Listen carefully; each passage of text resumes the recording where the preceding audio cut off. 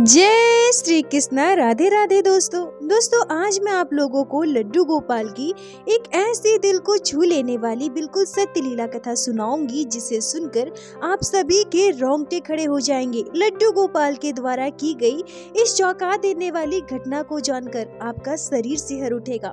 दोस्तों, जो भक्त लड्डू गोपाल की सेवा करते हैं, जिनके घर बाल गोपाल विराजित है, आज की इस लीला कथा को पूरा देखने के बाद आपके मन में चल रहे एक बहुत बड़ी दुविधा का अंत होगा। बाल गोपाल के द्वारा की गई इस रोंगटे खड़े कर देने वाली घटना को जानकर आपको एक बहुत बड़ी सीख मिलेगी। जो भक्त लड्डू गोपाल की सेवा करते हैं, उनके लिए यह वीडियो अत्यंत आवश्यक है, ताकि भविष्य में उन भक्तों के हाथों ऐसा पाप ना हो, ऐसा अनर्थ ना हो और लड्डू गोपाल उस भक्त के साथ, उस परिवार के साथ ऐसा बिल्कुल भी ना करे।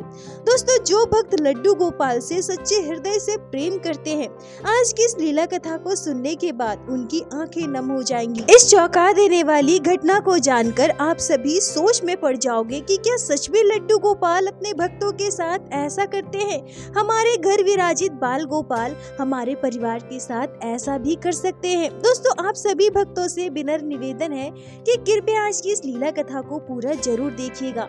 वीडियो को अंत तक अवश्य देखें, ताकि आप लोग इस घटना को पूरी तरह से समझ सके। दोस्तों, आज की यह घटना हमारे साथ शेयर की है झारखंड के बोकारो जिले में रहने वाली निकिता जी ने। निकिता जी कहती हैं कि यह घटना पिछले 7 साल पहले की है, जब मैं लड्डू गोपाल की सेवा ली थी। मेरी शादी पिछले 14 साल पहले हुई है। मुझे 2 पुत्र संतान है। ससुराल में सासू माँ, ससुर जी, मेरे देवर जी, मेरे हस्बैंड और मेरे 2 बच्चे हैं, जिनके साथ खुशी खुशी मैं अपना जीवन व्यतीत कर रही थी। निकिता जी कहती हैं कि लगभग 7 साल पहले हमारे यहाँ भागवत कथा का आयोजन किया गया था और मेरी सासू माँ और मैं लगभग 7 दिनों तक प्रत्येक दिन भागवत कथा सुनने जाया करते थे।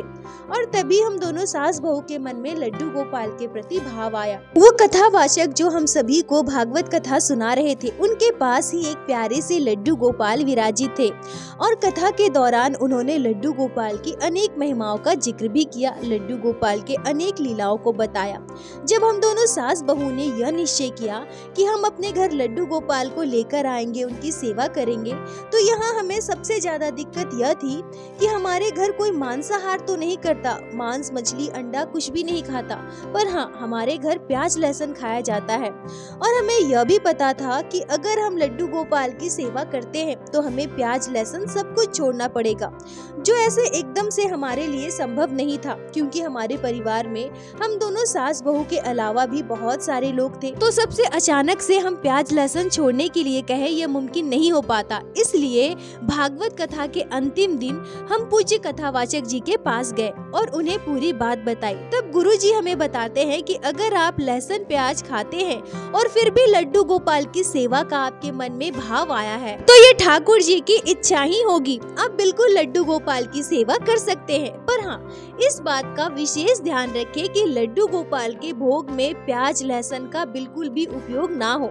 आप लड्डू गोपाल की रसोई अलग रखिए और अपनी रसोई अलग रखिए। जिन बर्तनों में आपने प्याज लहसुन इत्यादि कभी बनाया हो, उन बर्तनों का भी उपयोग आपको नहीं करना है। और यह भी जरूरी नहीं है कि अगर आप प्याज लहसुन खाते हैं तो आप लड्डू गोपाल की सेवा नहीं कर सकते हैं, या फिर आपको तुरंत ही प्याज लहसुन छोड़ना पड़ेगा। नहीं, बस आप शुद्धता का ध्यान रखें, शुद्ध तरीके से लड्डू गोपाल के लिए भोजन प्रसादी बनाएं।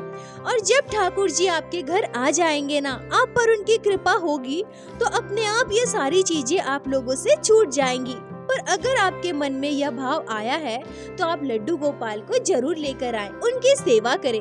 निकिता जी कहती हैं कि हम दोनों सास बहू ने यह निश्चय किया कि हम लड्डू गोपाल के लिए भोजन प्रसादी बनाने के लिए अपना अलग किचन रखेंगे।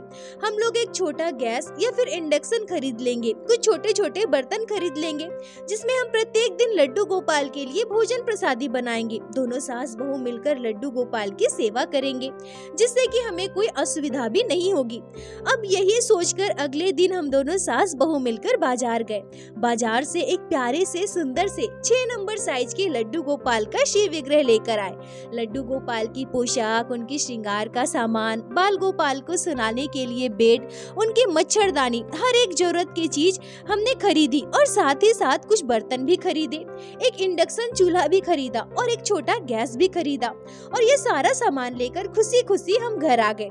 अगले दिन लड्डू गोपाल को हमने पंचामृत से अभिषेक किया, सुंदर पोशाक धारण करवाया, सुंदर श्रृंगार कर लड्डू गोपाल को अपने घर के मंदिर में विराजित कर दिया। हम दोनों सास बहू बहुत खुश थे। लड्डू गोपाल की जितनी महिमाओं को, जितनी लीलाओं को हमने सुना था, उसके बाद लड्डू गोपाल पर हमारी श्रद्धा भक्ति, हमारा विश्वास बहुत अटूट हो गया था। हम दोनों सास बहू लड्डू गोपाल से बहुत प्रेम करते थे। हमारे घर का खाना अलग बनता था और हम लड्डू गोपाल के लिए भोजन प्रसादी अलग बनाते थे।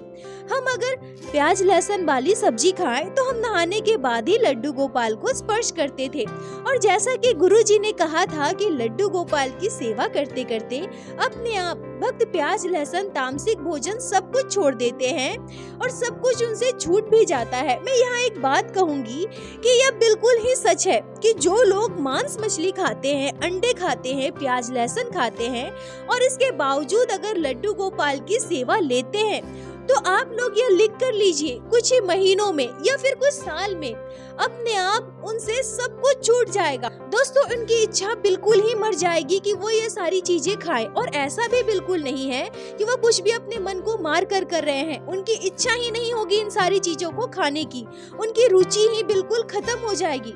और निकिता जी कहती हैं कि मेरे साथ भी बिल्कुल ऐसा ही हुआ था। लड्डू गोपाल को हमारे घर आए हुए मात्र 3 महीने बीते थे और एकदम से हम दोनों सास बहू से प्याज लहसुन बिल्कुल ही छूट गया। हम दोनों सास बहू ने प्याज लहसुन खाना एकदम से छोड़ दिया था। अब हम ऐसा करते थे कि लड्डू गोपाल के लिए जो हम भोजन प्रसादी बनाते थे उसी को हम दोनों सास बहू प्रसाद के रूप में ग्रहण करते थे। और मेरे ससुर जी, मेरे हस्बैंड, मेरे देवर जी और दोनों बच्चों के लिए हम अलग से प्याज लहसुन वाला खाना बनाते थे। पर इसमें हमें बहुत असुविधा होती थी। हम बाल गोपाल से प्रार्थना करते थे कि हे लड्डू गोपाल, जैसी कृपा आपने हम पर की है वैसे ही हमारे पूरे परिवार पर करे। हम चाहते हैं कि हमारा पूरा परिवार आपकी भक्ति करे, कोई भी तामसिक चीजों का सेवन ना करे और सभी मिलजुल कर आपकी सेवा करे। निकिता जी कहती हैं कि ऐसा भी बिल्कुल नहीं है कि मेरे ससुर जी, मेरे हस्बैंड या मेरे देवर जी लड्डू गोपाल को नहीं मानते थे।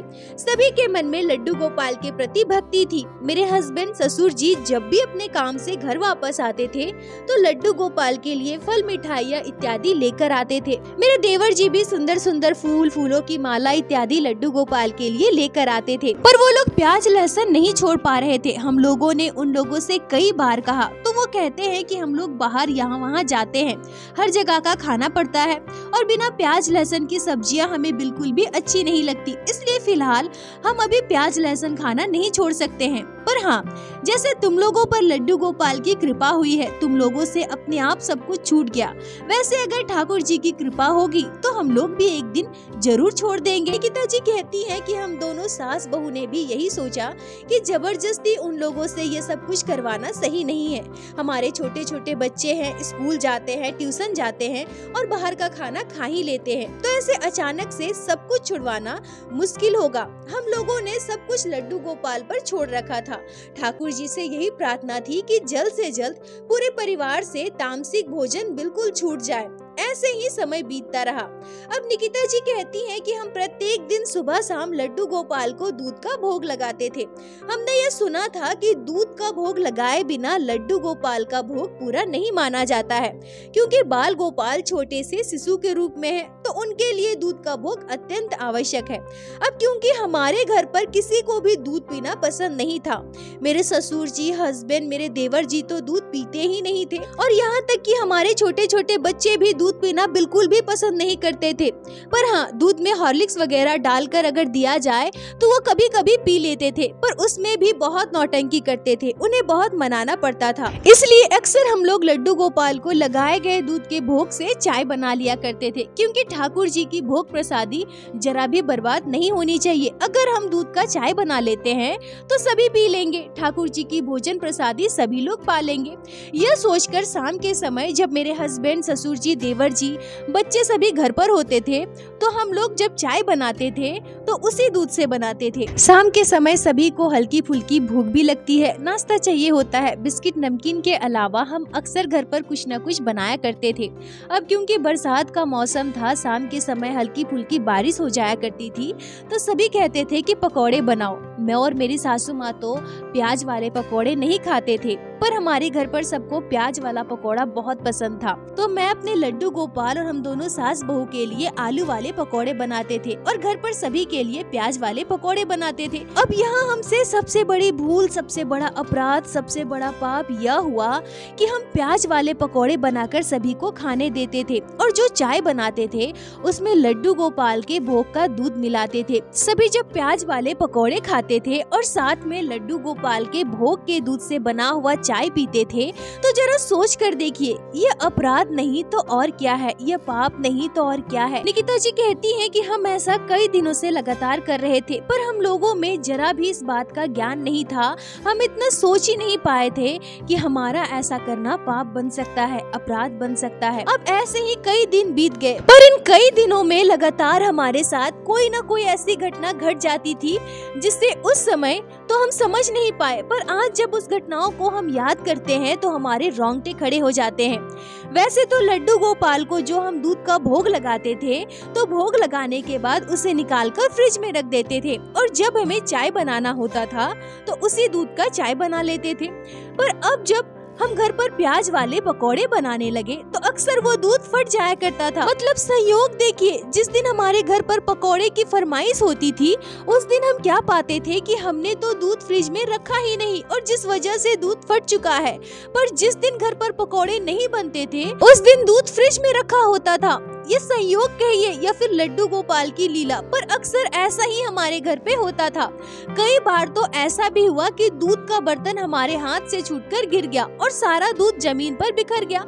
मतलब जिस दिन हम प्याज वाले पकौड़े बनाए और चाय बनाने वाले थे उस दिन अक्सर दूध जमीन पर गिर जाता था या फिर फट जाता था। और इधर लड्डू गोपाल की सेवा करते हुए हमें महीने बीत चुके थे, पर अब भी हम दोनों सास बहू में से किसी को भी लड्डू गोपाल की किसी लीला का अनुभव नहीं हुआ था। लड्डू गोपाल का हमारे घर पर होने की अनुभूति हमने नहीं की थी और इसी वजह से हम दोनों सास बहू अक्सर परेशान रहा करते थे। हमारे मन में यह भाव बार बार आता था कि क्या लड्डू गोपाल ने हमारी सेवा स्वीकार ही नहीं की है। महीनों बीत गए लड्डू गोपाल की सेवा करते हुए, पर हम दोनों सास बहू को अब भी लड्डू गोपाल ने ऐसे कोई संकेत नहीं दिए हैं जिससे हम ये समझ पाए कि हमारे लल्ला ने हमारी सेवा को स्वीकार किया है। सभी के लड्डू गोपाल उनके साथ कितनी लीलाएं करते हैं, पर हमारे लल्ला तो हमारे साथ कोई लीला ही नहीं कर रहे हैं। क्या हमसे लड्डू गोपाल की सेवा में कोई भूल हो रही है? क्या हमसे कोई पाप बन रहा है? हमें कुछ भी समझ नहीं आ रहा था, पर लड्डू गोपाल को अनुभव न करने की वजह से हम दोनों सास बहू का मन अक्सर उदास रहता था। दोस्तों, इस कलयुग में साक्षात ठाकुर जी आपके सामने प्रकट हो जाए और आपको आपके भूल के बारे में बताए, ऐसा संभव नहीं है। पर हाँ, लड्डू गोपाल सपने में आपको संकेत देंगे या फिर कोई ना कोई और जरिए से आपको आपकी भूल का एहसास करवाएंगे, ताकि आपसे जो भूल हो रहा है, जो अपराध हो रहा है, वो आगे ना हो। और दोस्तों, आप सभी जो इस वीडियो को देख रहे हैं और अगर आप लोगों से कभी ऐसा पाप बनता है तो शायद ये वीडियो आप लोगों के लिए ही है। आपके ठाकुर जी, आपके लड्डू गोपाल ने यह वीडियो आप लोगों तक पहुंचाया है, ताकि आप लोगों को इसकी जानकारी हो सके कि आप लोग अनजाने में कितनी बड़ी भूल कर रहे हैं, और इसे आप अपने लड्डू गोपाल का संकेत मान लीजिए। और साथ ही साथ दोस्तों, वीडियो को उन भक्तों तक जरूर शेयर कीजिए जिनके घर लड्डू गोपाल की सेवा होती है, पर साथ ही साथ प्याज लहसुन का सेवन किया जाता है, ताकि आने वाले समय में किसी भी भक्त के हाथों ऐसा पाप ना हो, ये अपराध ना बने। निकिता जी कहती है कि कई बार ऐसा हुआ कि हमारे हाथ से दूध गिर गया या फिर दूध फट गया, पर इसके बावजूद मैंने लड्डू गोपाल को लगाए गए दूध के भोग से चाय बनाया और सबने प्याज वाले पकौड़े के साथ उस चाय को पिया। पर मैं अभागन लड्डू गोपाल के संकेतों को समझ ना पाई। मैं यह समझ ही ना पाई कि बार बार दूध क्यों फट रहा है या फिर मेरे हाथ से दूध का बर्तन क्यों गिर रहा है, जबकि दूध के फटने की या फिर दूध के गिरने का कोई संयोग ही नहीं है। मैं लड्डू गोपाल के इशारे को समझ ही ना पाई। तभी मेरे जीवन में एक चमत्कार होता है। मैंने एक आश्चर्यजनक सपना देखा। निकिता जी कहती हैं कि एक रात मैं गहरी नींद में सो रही थी। रात के लगभग 2:30 बज रहे थे। तभी मैंने एक रोंगटे खड़े कर देने वाला सपना देखा। मैं सपने में स्पष्ट रूप से अपने घर विराजित लड्डू गोपाल को देखती हूँ। मैं अपने सपने में स्पष्ट रूप से देख पाती हूँ कि लड्डू गोपाल हमारे घर के मंदिर में विराजित है और मैं बड़े श्रद्धा भाव से प्रेम से लड्डू गोपाल को दूध का भोग लगा रही हूँ। और तभी मेरे सपने में एक ऐसी घटना घटती है जिसे आज भी याद कर मेरे शरीर के रोंगटे खड़े हो जाते हैं। मैं अपने सपने में देख पाती हूँ कि लड्डू गोपाल को दूध का भोग जब मैं लगा रही हूँ तो वही मेरे दोनों बेटे अपने हाथ में प्याज लेकर मेरे पास आ गए और फिर दोनों बच्चों ने अपने हाथ से दोनों प्याज लड्डू गोपाल को लगाए गए भोग की कटोरी में डाल दिया। प्याज दूध में पूरी तरह से डूब जाता है और जैसे ही मैं यह दृश्य देखती हूँ मेरी आंखें अपने आप खुल जाती है। मैं अपने सपने से जाग जाती हूँ और तभी जैसे ही मैंने अपनी आंखें खोली मेरी आंखों के सामने लड्डू गोपाल का श्री विग्रह आता है। मैं स्पष्ट रूप से लड्डू गोपाल के विग्रह को अपनी आंखों के सामने देख पाती हूँ। लड्डू गोपाल की आंखें नम है। मेरे बाल गोपाल बहुत परेशान है, दुखी मन से मुझे दर्शन दे रहे हैं। निकिता जी कहती हैं कि मैं अपने सपने से बिल्कुल परेशान थी, पर मैं यह समझ नहीं पाई कि मेरे सपने का क्या मतलब है। तभी मैंने सपने की पूरी बात अपनी सासू माँ से कही, पर वो भी मेरे सपने का मतलब समझ नहीं पाई। मेरी सासू माँ कहती है कि ये तो बस सपना है, सपना तो कुछ भी आ जाता है, तुम इस पर ध्यान मत दो। निकिता जी कहती हैं कि मेरे सासू माँ ने जब मुझे समझाया तो मैंने भी इस बात पर ज्यादा ध्यान नहीं दिया। मैंने भी यह सोच लिया कि सपना है, सपना में तो कुछ भी आ जाता है। पर अगले 2 दिनों के बाद मेरी सासू माँ के साथ भी एक रोंगटे खड़े कर देने वाली घटना घटती है। मेरी सासू माँ दोपहर के समय लगभग 3 बजे खाना वगैरह खाकर अपने कमरे में आराम कर रही थी। बरसात का मौसम था, थोड़ी बहुत बारिश हो रही थी। मैं अपने दोनों बच्चों के साथ अपने कमरे में लेटे लेटे टीवी देख रही थी।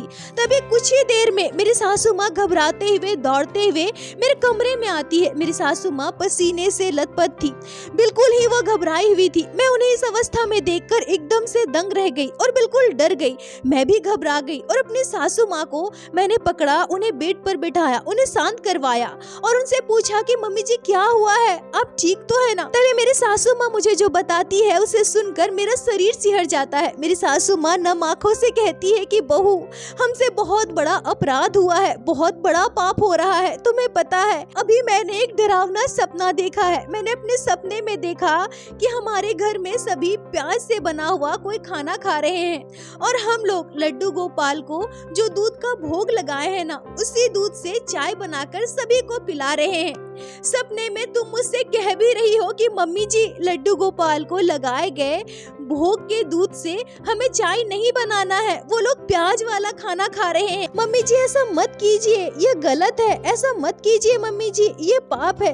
पर मैं तुम्हारी बात सुनी ही नहीं। बहुत अभी कुछ ही क्षणों में मेरा सपना टूट जाता है। पर यहाँ सबसे आश्चर्यजनक बात यह थी बहू कि सपना टूटते ही उसी क्षण सबसे पहले मेरे आंखों के सामने हमारे लड्डू गोपाल का शिव विग्रह आता है और मैं यह स्पष्ट रूप से देख पाती हूँ कि लड्डू गोपाल बहुत दुखी है। लड्डू गोपाल का शिवमुख देखकर, उनके नेत्रों को देखकर ऐसा लग रहा था कि मानो अभी उनकी आंखों से आंसू टपक जाएंगे। और बहू सपना टूटते ही सबसे पहले मेरे मन में यह बात आई कि हम भी तो ऐसा ही करते हैं ना, लड्डू गोपाल को जो हम दूध का भोग लगाते हैं उसी से चाय बनाकर सबको पिलाते हैं और सभी प्याज वाले पकौड़े के साथ चाय पीते हैं। बहू हमसे बहुत बड़ा पाप हुआ है, बहू हमसे बहुत बड़ी भूल हुई है। निकिता जी कहती हैं कि अपनी सासू माँ की बात सुनकर और लड्डू गोपाल के इस अद्भुत लीला को सुनकर मेरे शरीर का रोम रोम कांप गया और तभी उसी समय मुझे मेरा सपना भी याद आ गया। मेरे साथ भी ऐसी ही घटना घटी। शायद लड्डू गोपाल ने उस समय भी मुझे यही संकेत दिया और जब मैं उनके संकेत को समझ ना पाई तब लड्डू गोपाल दोबारा मेरी सासू माँ के सपने में आए और उन्होंने मेरी सासू माँ को संकेत दिया, हमारी भूल का एहसास करवाया। निकिता जी कहती है कि हम दोनों सास बहू को अपनी भूल का एहसास था, हम समझ चुके थे और साथ ही साथ हम यह भी समझ चुके थे कि इतने महीनों से हम लड्डू गोपाल की सेवा कर रहे हैं, पर लड्डू गोपाल ने कभी भी हमें अपनी उपस्थिति का आभास क्यों नहीं करवाया। लड्डू गोपाल कभी हमारे साथ कोई लीला क्यों नहीं करते थे, क्योंकि ये सबसे बड़ी भूल हमसे हो रही थी, हमसे बहुत बड़ा अपराध बन रहा था और इसी वजह से हमारे लड्डू गोपाल हमारे घर पर प्रसन्न नहीं थे, हमारे बाल गोपाल दुखी थे। फिर हमारे कान्हा भला हमारे साथ लीला कैसे करेंगे और हमें अपनी गलतियों का एहसास हुआ। लड्डू गोपाल के आगे हमने हाथ जोड़कर अपनी गलतियों के लिए, अपने पाप के लिए क्षमा मांगा और साथ ही साथ हमें इस बात की भी खुशी है कि लड्डू गोपाल ने हम दोनों सास बहू के साथ इतनी बड़ी लीला की। लड्डू गोपाल ने हमारी सेवा को स्वीकार कर लिया है, अपना भक्त मानकर हमें हमारी भूल का एहसास करवाया है। मेरे कान्हा कभी नहीं चाहते कि उनके भक्तों के हाथों कोई पाप हो, कोई अपराध बने। मेरे लड्डू गोपाल अपने भक्तों को उनकी गलतियों का एहसास अवश्य करवाते हैं। निकिता जी कहती हैं कि जब लड्डू गोपाल को हमारे घर आए हुए लगभग 2 साल बीते थे, तभी से हमारे घर में एक एक करके सभी ने धीरे धीरे प्याज लहसुन खाना बिल्कुल कम कर दिया था और 4 साल होते होते हमारे परिवार में सभी ने तामसिक भोजन का त्याग कर दिया। यहाँ तक कि हमारे छोटे छोटे बच्चों ने भी प्याज लहसुन खाना बिल्कुल भी बंद कर दिया। अब उनके अंदर वो रुचि ही खत्म हो गई है और अब तो हमारे लड्डू गोपाल हमारे साथ लीलाएं भी करते हैं, हमें हमेशा अनुभव करवाते हैं कि हर विकट परिस्थिति में हमेशा हमारे लड्डू गोपाल हमारे साथ है। लड्डू गोपाल को मैं बार बार दंडवत प्रणाम करके प्रार्थना करती हूँ कि हे मेरे ठाकुर जी, ऐसी ही अपनी कृपा दृष्टि हम पर बनाए रखे, हम सभी के साथ साथ हमारे आने वाली पीढ़ी भी आपकी सेवा कर सके, ऐसा सौभाग्य देना प्रभु। दोस्तों, इस घटना से, लड्डू गोपाल की इस लीला से हम सभी को एक बहुत बड़ी सीख मिलती है।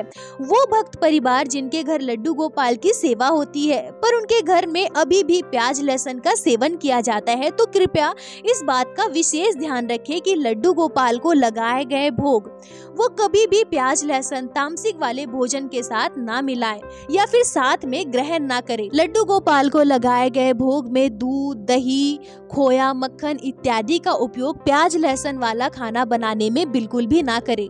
यह बहुत बड़ा अपराध बनता है। वैसे तो हमारे लड्डू गोपाल की सेवा में कोई भी नियम नहीं है, सभी श्रद्धा और भाव का विषय है, पर कुछ नियम ऐसे जरूर है जिनका पालन सभी भक्तों को अवश्य करना चाहिए, नहीं तो यह दोष बनता है, अपराध बनता है। और बहुत सारे भक्तों के मन में यह भी सवाल आते हैं कि हम इतने समय से लड्डू गोपाल की सेवा कर रहे हैं पर इतने सालों में कभी भी लड्डू गोपाल ने हमारे साथ कोई लीला नहीं की है। तो सबसे पहले आप धैर्य बनाए रखिए, लड्डू गोपाल पर विश्वास रखिए, बाल गोपाल आपके साथ भी लीला अवश्य करेंगे। पर हाँ, आप इन सारी बातों का भी अवश्य ध्यान रखें कि आपसे अनजाने में कोई भूल तो नहीं हो रही है। दोस्तों, लड्डू गोपाल की सेवा में भक्तों को इन सारी बातों का ध्यान जरूर रखना चाहिए, तभी आप लोग लड्डू गोपाल को अनुभव कर पाओगे या महसूस कर पाओगे कि आपके कान्हा हर परिस्थिति में हमेशा आपके साथ है। और दोस्तों, इस घटना पर आपके क्या विचार है, आपके क्या राय है, कमेंट में जरूर बताएं। मुझे आप सभी के कमेंट का इंतजार रहता है। और प्रत्येक दिन की भांति लीला कथा के अंत में मैं आप सभी भक्तों से हाथ जोड़कर प्रार्थना करूंगी, ठाकुर जी की भक्ति कीजिए, लड्डू गोपाल की सेवा कीजिए, नाम जाप कीजिए और एक बार मेरे साथ प्रेम से कहिए, बोलो बांके बिहारी लाल की जय, लड्डू गोपाल की जय, जय जय श्री राधे। दोस्तों, यदि आप लोगों को आज की यह लीला कथा अच्छी लगी हो, आपके हृदय को स्पर्श की हो, तो कृपया वीडियो को लाइक कर अपने दोस्तों के साथ शेयर अवश्य करें, जिससे बाकी भक्त भी लड्डू गोपाल की इस अद्भुत लीला कथा का श्रवण कर सके। और हमारे चैनल को सब्सक्राइब करें, जिससे प्रत्येक दिन आप लोग हमारे चैनल पे श्री बांके बिहारी श्री लड्डू गोपाल की अद्भुत लीला कथाएं श्रवण कर सके। दोस्तों, यदि आपके जीवन में घटी हो कोई भी चमत्कारी घटना या लड्डू गोपाल ने कभी भी की हो कोई भी लीला जिसे आप हमारे साथ शेयर करना चाहते हैं, तो कृपया हमें इंस्टाग्राम पे मैसेज करें। हम आपसे कांटेक्ट करेंगे और आपकी उस लीला कथा को हमारे चैनल पे बाकी सारे भक्तों के साथ शेयर अवश्य करेंगे। लड्डू गोपाल की कृपा आप पर और आपके पूरे परिवार पर बनी रहे। राधे राधे दोस्तों।